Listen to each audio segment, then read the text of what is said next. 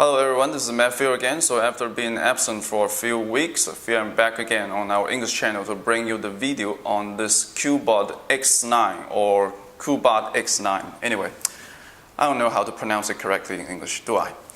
So this one is a sample given by our provider, so I don't have enough time to do a comprehensive test on this one. So this video won't be a comprehensive test, but rather a presentation. So let's start with the design. Alright, talking about the design of this one right here, obviously we have yet another Chinese smartphone which is inspired by Apple. So this one is technically a iPhone 6 clone which is running on Android Google.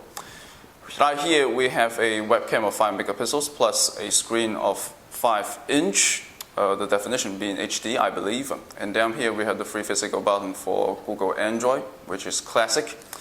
And on the back, well, personally I like this gold paint, but who knows, it might wear off easily. But I'm not here to place any judgment. So we have a camera of 13 megapixels plus a flash and a microphone for video recording. All seems quite cliche, but frankly I found that the workmanship quite well. This is pretty much a correct clone for iPhone 6 running on Android. Plus, our provider is confident enough to ask me to do a bend test on this one. But anyway, I'm not going to try this on this video. Okay, so on this side we have the volume button, the power on-off button, and there are two card slots right here. I believe this one has to be the SIM card, and this one has to be the SD card. Well, let's take a look at this. So for the first card slot, this has to be a micro SIM card slot. So this is confirmed. And secondly, judging from the shape of this one, this has to be a micro SD card slot. So this is a single SIM smartphone, not double SIM. And on the downside, we have the two speakers right here, very iPhone 6 style, and in the middle, the micro USB port. On the upside, we have one 3.5mm jack, so that's all in terms of design of this iPhone 6 clone. And I've also taken measure of this phone, so in terms of length, it is of 143.44mm, and width, 72.62mm, and the thickness is 8.25mm, so the body is very slim, and together with its weight of 125 grams, this is a very good copy of iPhone 6, very thin, very light, so it's not bad at all, frankly. Okay, right now let's light up this baby and we'll see.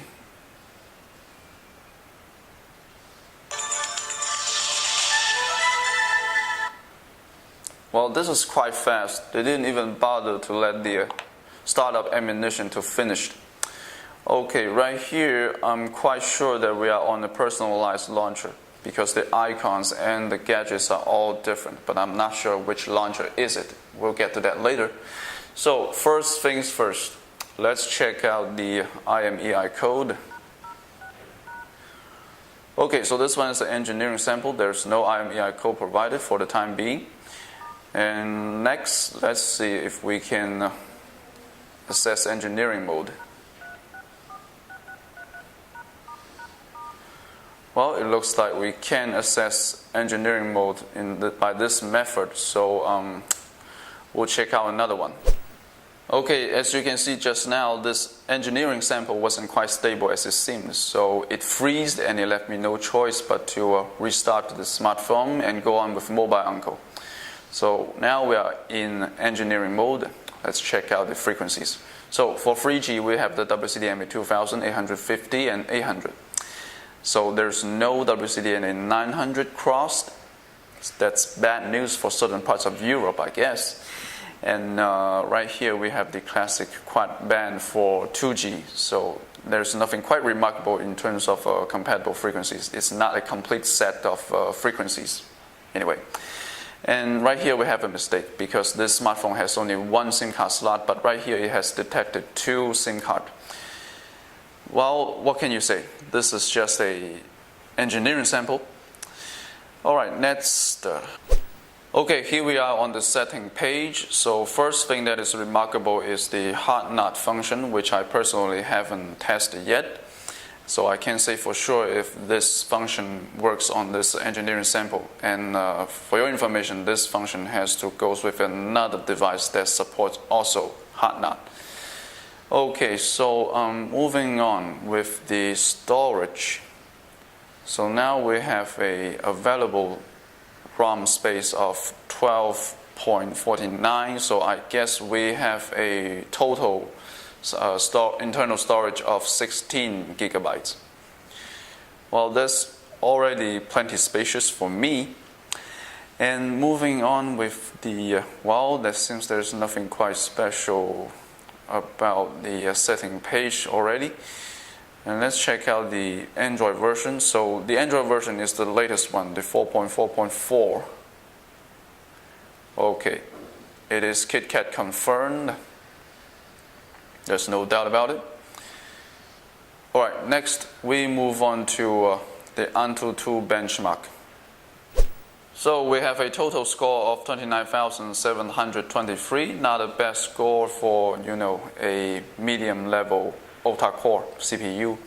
And for the details right here, we have the multitask for 3,897. Not a bad score at all. And moving down, well, for the 3D graphics in HD resolution, it has 7,039. Well, this is quite remarkable for me too. And anyway, this is a correct score for a octa-core. So let's move on to check out the specification. Right here we have a CPU, which is the MediaTek MT6592, the octa-core. And the GPU is the Mali 450MP, the very old cliche already. And resolution is HD, and camera is 13 megapixel. Okay, moving on with the RAM. This has to be 2 gigabytes of RAM. And moving down, the ROM is 16 gigabytes. We've talked about that already. So for the CPU, the highest frequency is of 1.6 gigahertz.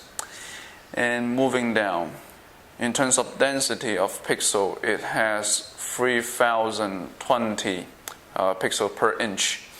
This is not bad for a copy of iPhone 6 already. And moving down, we have the Android version 4.4.4, and MFC is not supported. And moving on, in terms of the sensors, we have the acceleration sensor, the light sensor, which is right here, and the proximity sensor, which is right here too. So no gyroscope, no compass, no nothing. This is quite basic. Anyway, the score of AnTuTu is quite remarkable. Okay, right now we have to talk about the launchers. So you may access the launcher options on the setting page in the home section. Not sure if this is the right translation for this functionality, but this is the way that it is done. So right here we have 2 launchers for your choice. One is the SOS and the other is this 360. So I personally prefer 360 because it's just way more aesthetic. As you can see right now, we have a very special effect for the transition between the home screen. Well, this is done by, dragging up this very cute little menu right here, and we press on the effects. So right now, you can configure the transition animation between when you change between the when you switch between the the home pages. This is quite aesthetic, but it's for eye candy only. There's just nothing quite practical about it. Well, you have a couples of style, all of them pretty cute, but anyway, you may get tired of this sooner or later. And you also have the magic thumb. These, I think, my interest grows more. Well, this is quite remarkable in terms of the launcher. And also we might have the add widget right here well. So you have the quick access for all the widgets and the themes, wallpapers, and the shortcuts for application too. So this is quite aesthetic, but not so originate. And this is what the SOS launcher looks like. So in terms of icon, they do look bigger than the 360, but personally I prefer the icons of the 360 because they are more aesthetic. As you can see right here, these icons on the SOS launcher, they are just way too cold and drag, frankly. It's lifeless. It cannot be compared with the, the icons that were inspired by the MIUI, which is on the 360 launcher. But there's also an upside for this launcher is that, as you can see, as we are switching between the home screen, we have the direct access to certain functionality. So as the camera, for example. So right here, you can control the camera directly on the home screen. You don't have to switch to the camera application. This can be quite useful in certain cases. And also for the music player right here, let's check out the speaker.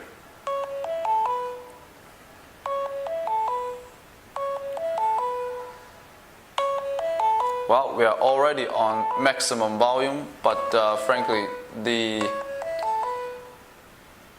output of the speakers seems a little bit weak in comparison to other Chinese smartphones. But anyway, given the very compact size of this iPhone 6 copy, this is already reasonable.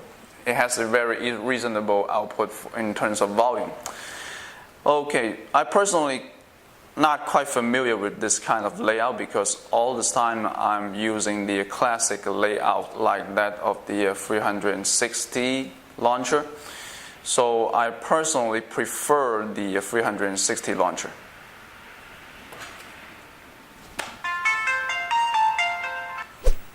And here we're back again on the 360 launcher, and this has to be the end of my presentation. I'm sorry that I can't do a comprehensive test on this one because this is not a final product. This is just an engineering sample. There's still a lot of things that's not sure about this smartphone. Anyway, the idea is to let you guys know what the final product might look like in the future.